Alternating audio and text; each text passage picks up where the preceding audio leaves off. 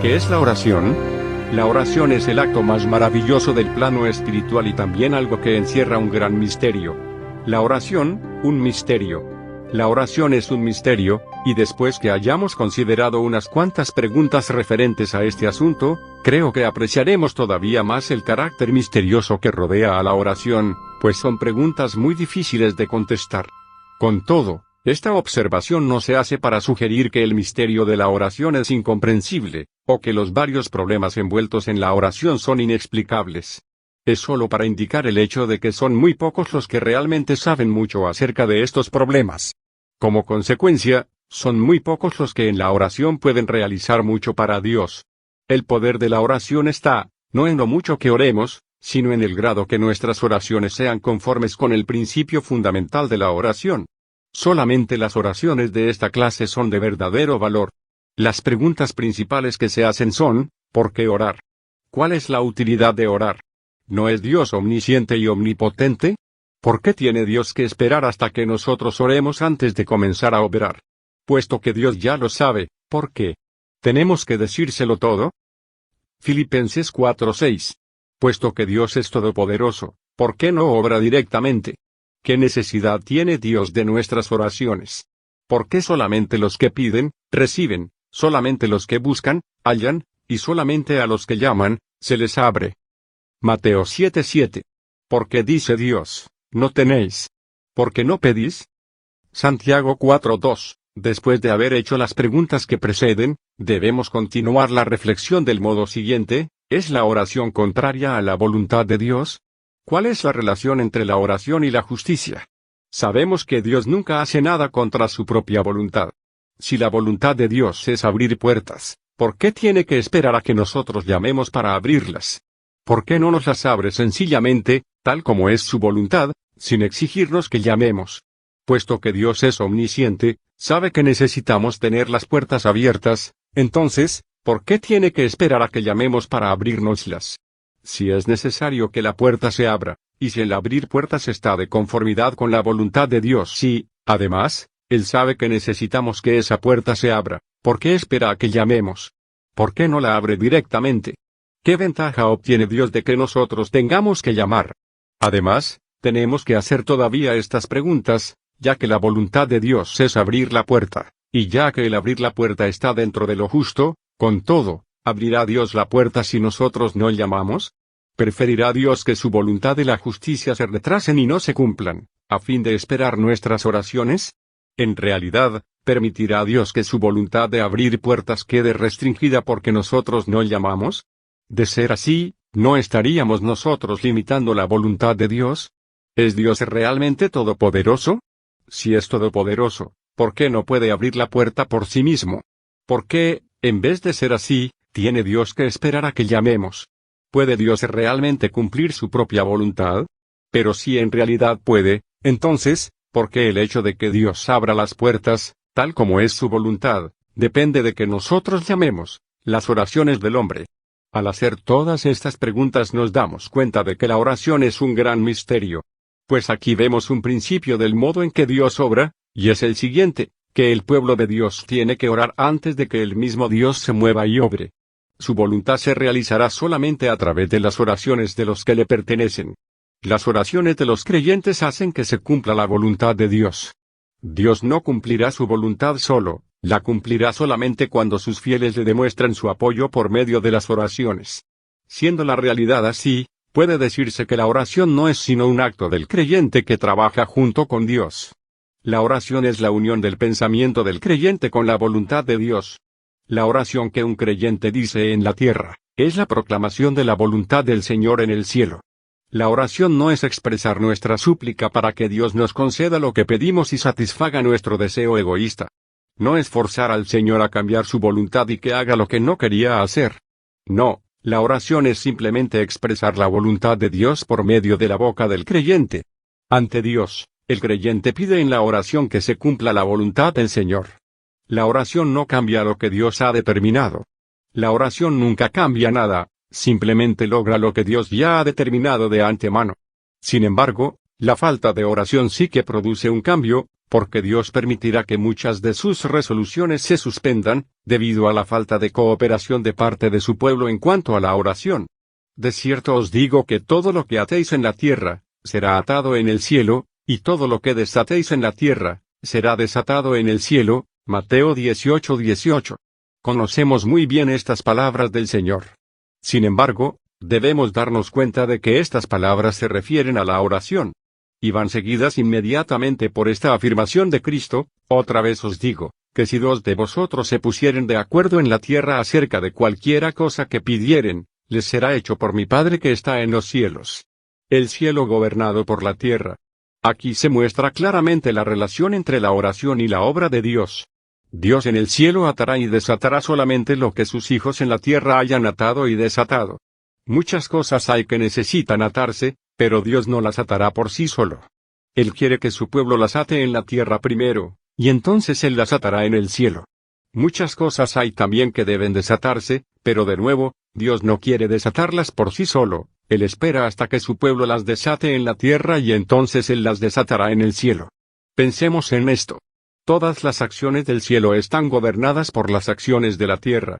Y de la misma forma, todos los movimientos del cielo están limitados por los movimientos en la tierra. Dios se recrea grandemente poniendo todas sus obras bajo el control de su pueblo. Sin embargo, hay que señalar que estas palabras en Mateo no están dirigidas a hombres carnales, pues estos no están capacitados para entenderlas. Aquí debemos llevar mucho cuidado para que no intervenga la carne, pues de suceder así, ofenderíamos a Dios en muchos aspectos. Hay un pasaje en Isaías en el que hallamos el mismo pensamiento que encontramos en el de Mateo. Así dice Jehová, el Santo de Israel y su Formador: preguntadme de las cosas por venir, mandadme acerca de mis hijos, y acerca de la obra de mis manos. 45:11. Al considerar estas palabras debemos ser verdaderamente piadosos, no permitiendo que la carne intervenga furtivamente. Dios desea que hombres humildes como nosotros le den órdenes a Él. A nuestro mandato, Él comienza a hacer su obra. Cualquier acción que Dios tome en el cielo, sea para atar o desatar, todo lo hace siguiendo las órdenes que nosotros damos en la tierra. Antes de que el cielo ate, la tierra debe atar primero; antes de que el cielo desate, primero tiene que desatar la tierra. Dios nunca hace nada contra su voluntad. No es que porque la tierra haya atado algo, entonces el Señor esté forzado a atar lo que no quería atar. Tal cosa nunca sucede. Él ata en el cielo lo que ha sido atado en la tierra, simplemente porque la voluntad de Dios siempre ha sido atar lo que la tierra por fin ha atado. Él espera hasta que su pueblo en la tierra ate lo que el cielo ha aspirado a atar, y entonces Él escucha la orden de sus hijos y ata para ellos lo que le han perdido. El mismo hecho de que Dios quiera escuchar el mandato de su pueblo y atar lo que ellos han atado, es evidencia de que Él ya quería atar, pues todos los deseos de Dios son eternos. ¿Por qué no ata Dios antes? Puesto que su voluntad es atar, y su voluntad es eterna, ¿por qué no ata antes lo que debe atarse de acuerdo a su propia voluntad? ¿Por qué tiene Dios que esperar a que la tierra ate antes de que Él ate en el cielo? ¿Es verdad que lo que no se ata en la tierra no puede atarse en el cielo? Si hay retraso en atar en la tierra, ¿habrá también retraso en el cielo? ¿Por qué tiene Dios que esperar a que la tierra ate, antes de atar en lo que desde hace tiempo ha querido atar? Deseo decir que al contestar estas preguntas, el creyente puede hacerse más útil en las manos de Dios. Ya sabemos la razón por la que el hombre fue creado. Dios crea al hombre para que éste se una a él para derrotar a Satanás y sus obras. Como el hombre es creado con libre voluntad, se espera que use su voluntad para unirse a la voluntad de Dios y oponerse a la voluntad de Satanás. Este es el propósito de la creación y también el propósito de la redención. La vida entera del Señor Jesús demuestra este principio. Aunque no sabemos la razón de por qué, sin embargo, sí sabemos que Dios no obrará independientemente. Si el pueblo de Dios falla en mostrarse concorde con Él sometiendo su voluntad a Dios y expresando con sus oraciones que desean lo mismo que Él, Dios preferirá esperar y retrasará su obra. Dios no quiere obrar solo. El Señor exalta a su pueblo pidiéndole que obre con Él. Aunque Él es todopoderoso, se recrea en tener su omnipotencia limitada por sus hijos. Por muy celoso que Dios sea de su propia voluntad, permitirá por un tiempo que Satanás esté a la ofensiva, si el pueblo de Dios se olvida de la voluntad divina y falla en mostrar su acuerdo cooperando con el Señor. Oh, Si los hijos de Dios no fueran hoy tan fríos como evidentemente son, si estuvieran más dispuestos a negarse a sí mismos y a someterse a la voluntad de Dios, teniendo más interés en la gloria divina y guardando la palabra del Señor, entonces se realizaría rápidamente lo que Dios ha deseado eternamente con referencia a esta época. La Iglesia no estaría en la confusión en que está, los pecadores no se endurecerían tanto, la venida del Señor Jesús y de su reino se apresuraría, Satanás y sus fuerzas serían arrojados mucho antes al abismo sin fondo, y el conocimiento del Señor se extendería más rápidamente sobre toda la tierra, debido a que los creyentes se ocupan demasiado de sus propios asuntos y fallan en trabajar unidos a Dios. Muchos enemigos y mucho crimen continúan sin ser vencidos, muchos pecadores permanecen en su esclavitud y muchas gracias dejan de concederse. ¿En qué medida tan grande la tierra impone restricciones al cielo? Ya que Dios nos respeta tanto, ¿no podemos nosotros confiar en Él en la misma forma? ¿Cómo atamos nosotros lo que Dios intenta atar? ¿Y cómo desatamos lo que Dios intenta desatar? La contestación que el Señor Jesús da es esta: pónganse de acuerdo en la tierra acerca de cualquier cosa que pidan. Esto es oración, la oración del cuerpo de Cristo. El punto culminante de nuestro trabajo en unión con Dios está en pedir, todos de común acuerdo, que Dios haga lo que Él desea hacer. Para el que ora, el verdadero significado de la oración es orar por el cumplimiento de la voluntad de aquel a quien Él ora. La oración es la ocasión en que expresamos nuestro deseo por la voluntad de Dios. La oración significa que nuestra voluntad está de acuerdo con la de Dios. De no suceder así, no hay verdadera oración. Yo y la oración. ¿Cuántas oraciones hoy día expresan verdaderamente la voluntad de Dios? En nuestras oraciones, ¿en qué medida nos olvidamos completamente de nosotros mismos y buscamos solamente la voluntad del Señor? ¿Cuántos creyentes trabajan realmente en unión con Dios en la oración? ¿Cuántos de nosotros declaramos diariamente ante Dios su voluntad y derramamos nuestro corazón en la oración para que Él haga su voluntad, cualquiera que sea, tal como Él nos la ha dado a conocer? Reconozcamos claramente que el egoísmo es tan evidente en la oración como en las demás áreas. Qué numerosas son las peticiones para nosotros mismos. Qué fuertes son nuestras opiniones, deseos, planes y propósitos.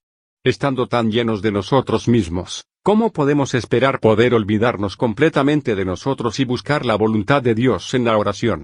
La negación de uno mismo hay que ponerla en práctica en todas partes. En la oración es tan esencial como en la acción. Nosotros los redimidos, debemos saber que nuestro deber es vivir para el Señor, para Él, que murió por nosotros y ahora vive para nosotros. Debemos vivir enteramente para Él y no buscar nada para nosotros mismos. En nuestra vida de consagración, la oración es una de las cosas que tenemos que consagrar. Con referencia a la oración, en nuestro normal modo de entender prevalece un serio error, que es el de que con frecuencia pensamos en la oración como en una oportunidad para expresar lo que nosotros necesitamos, que es nuestro grito a Dios pidiendo ayuda. No vemos que la oración es el pedir a Dios que llene sus necesidades. Debemos entender que el plan de Dios no es el de permitir a los creyentes que logren sus propios fines por medio de la oración, sino que es Dios el que debe lograr sus propósitos por medio de las oraciones de los creyentes. Con esto no se quiere decir que los cristianos nunca deben pedir al Señor que supla sus necesidades. Solo se quiere indicar lo importante que es que primero entendamos el significado y los principios de la oración. Siempre que un creyente tenga una necesidad, en primer lugar debe preguntar: ¿afecta a Dios mi necesidad? ¿Quiere el Señor que yo esté en necesidad? ¿O es su voluntad suplir mi necesidad? Cuando veamos que la voluntad de Dios es suplir nuestra necesidad, entonces podemos pedirle que cumpla su voluntad supliendo lo que necesitamos. Tan pronto como conozcamos su voluntad, ya podemos orar de acuerdo a la voluntad de Dios que ya conocemos. Entonces oramos para que Él haga su voluntad. Ahora la cuestión ya no es que nuestra necesidad sea satisfecha, sino que la voluntad de Dios se haga. Aunque ahora nuestra oración no sea muy diferente de la del pasado, sin embargo lo que ahora buscamos es que la voluntad del Señor en este asunto personal nuestro se haga, y no que nuestra propia necesidad se supla. ¿Cuántos fallos hay aquí? Los creyentes con frecuencia dan prioridad a sus propias necesidades, y aunque saben que la voluntad del Señor es suplirlas, con todo, en sus oraciones, no pueden olvidarse de mencionar primero sus propias necesidades. No debemos orar solamente por nuestras necesidades. En el cielo y en la tierra solo hay una oración que sea legítima y aceptable a Dios, la de pedir al Señor que cumpla su voluntad. Nuestras necesidades deben desaparecer en la voluntad de Dios. En cuanto veamos cuál es la voluntad de Dios con referencia a nuestra necesidad, inmediatamente debemos dejar a un lado la necesidad y pedirle que haga su voluntad. Pedir directamente al Señor que supla nuestras necesidades, cualesquiera que sean, no puede considerarse oración del nivel más alto. La oración por las necesidades personales se debe hacer indirectamente, pidiendo primero que se haga la voluntad del Señor. Este es el secreto de la oración, la llave de la victoria en la oración. El propósito de Dios es que estemos tan llenos de su voluntad que olvidemos nuestros propios intereses. Él nos llama a que trabajemos junto con Él en el cumplimiento de su voluntad. La manera de trabajar juntos es la oración. Por esta razón Dios quiere que sepamos cuál es su voluntad con referencia a todas las cosas, para que así podamos orar de acuerdo a su voluntad. La verdadera oración es realmente un trabajo. Orar de acuerdo a la voluntad de Dios y orar solamente por su voluntad es verdaderamente un trabajo en el que nos negamos a nosotros mismos. A menos que estemos completamente vacíos de nosotros mismos, sin ningún interés propio, viviendo completamente para el Señor y buscando solamente su gloria, no querremos lo que el Señor quiere, ni buscaremos lo que Él busca, ni oraremos por lo que Él quiere que oremos. Ciertamente que el trabajar para Dios sin ningún interés propio, es muy difícil, pero orar para Él sin ningún interés propio, es todavía más difícil. Pero aún así, todos los que viven para Dios deben hacer esto. En las generaciones pasadas el Señor no hizo muchas cosas que puede y quiere hacer, por la falta de cooperación de sus hijos. El fallo no está en Dios, sino en su pueblo. Si revisamos nuestra historia personal, veremos el mismo triste estado. Si hubiéramos tenido más fe y más oración, nuestra vida no habría sido tan ineficiente. Lo que el Señor busca ahora es que sus hijos estén dispuestos a unirse a su voluntad y a declarar esta unión por medio de la oración. Ningún creyente ha experimentado nunca completamente la grandeza de lo que se puede lograr por medio de la unión con la voluntad de Dios. La oración, preparar el camino de Dios. Un siervo del Señor ha dicho muy bien, la oración es la vía para la obra de Dios. En efecto, la oración es para la voluntad de Dios lo que la vía es para el tren. La locomotora es una máquina de gran potencia, puede recorrer 2000 kilómetros en un día. Pero si no hay vía, no puede avanzar ni un metro. Si trata de ponerse en marcha sin vía, pronto se atascará en la tierra. Tiene la capacidad de recorrer grandes distancias, pero con todo, no puede ir a ninguna parte si primero no le han puesto la vía. Y así es la relación entre la oración y la obra de Dios. No creo que sea necesaria una explicación más detallada, pues espero que todos hayan podido darse cuenta del significado de esta comparación. Sin duda alguna Dios es todopoderoso y obra poderosamente, pero no puede obrar y no obrará si usted y yo no nos esforzamos mano a mano con Él en oración, si no preparamos el camino para su voluntad y si no oramos con toda oración y súplica. Efesios 6:18, con el fin de lograr para el Señor la condición necesaria para obrar. Son muchas las cosas que Dios quiere hacer y le gustaría hacer, pero tiene las manos atadas porque sus hijos no le dan apoyo y no han orado para prepararle el camino. Permítaseme decir a todos los que se han entregado completamente a Dios, examínense a sí mismos para ver si en este asunto han estado limitando al Señor día tras día.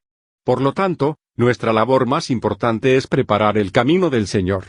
No hay ningún trabajo que pueda compararse a este trabajo.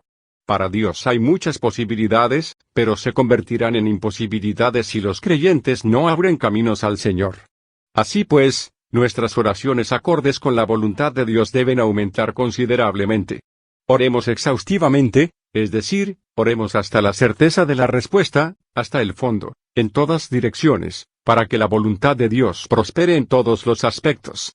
Aunque nuestras actividades entre los hombres son importantes, el que trabajemos con el Señor por medio de las oraciones que le ofrecemos, es mucho más importante. La oración no es un intento de restaurar los designios del cielo. Es una idea muy equivocada la de creer que como Dios es inflexible, necesitamos, por medio de la oración, entrar con Él en combate para subyugarle y hacerle cambiar de decisión. Cualquier oración que no esté de acuerdo con la voluntad de Dios carece de toda fuerza.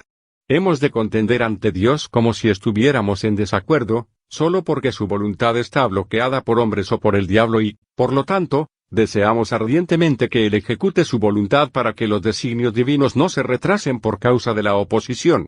Deseando así que se cumplan los designios divinos y orando, sí, y hasta luchando contra todo lo que se opone a su voluntad, preparamos el camino para que Él lleve a cabo sus designios, sin permitir que nada que venga del hombre o del diablo prevalezca temporalmente. Es cierto, parece que estamos luchando contra Dios, pero en realidad tal lucha no es contra Dios, como si lo obligáramos a cambiar su voluntad para acoplarse a nuestros deseos. En realidad la lucha es contra todo lo que se opone a Dios, para que Él haga su voluntad. Por lo tanto, debemos darnos cuenta de que no podremos orar como colaboradores de Dios a menos que sepamos realmente cuál es su voluntad. Habiendo entendido algo el verdadero significado de la oración, seamos doblemente cautos no sea que la carne entre subrepticiamente. Démonos cuenta de que si Dios enviara por sí mismo a los trabajadores, entonces, Cristo no nos habría ordenado orar al Señor de la mies que enviara trabajadores. Si el nombre de Dios fuera santificado espontáneamente, si su reino viniera sin necesidad de nuestra cooperación, y si su voluntad se hiciera en la tierra en forma automática, el Señor Jesús nunca nos habría enseñado a orar de la manera que nos enseñó.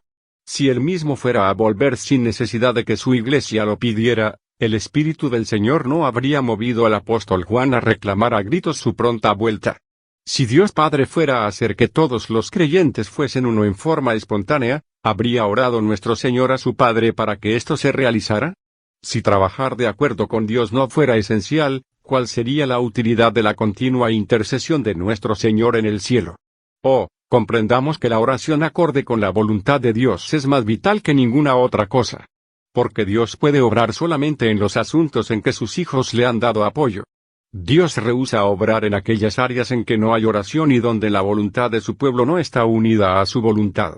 La oración con unidad de voluntades es verdadera oración. El motivo más alto de la oración no es obtener la respuesta. Es unir la voluntad del hombre con la de Dios para que el Señor pueda obrar. Puede que algunas veces pidamos en forma incorrecta, y por eso nuestra oración quede sin contestar, mas con todo, si nuestra voluntad está unida a la de Dios, el Señor aún ganará, pues aprovechando nuestro acuerdo con Él, todavía podrá el Señor llevar a cabo su voluntad.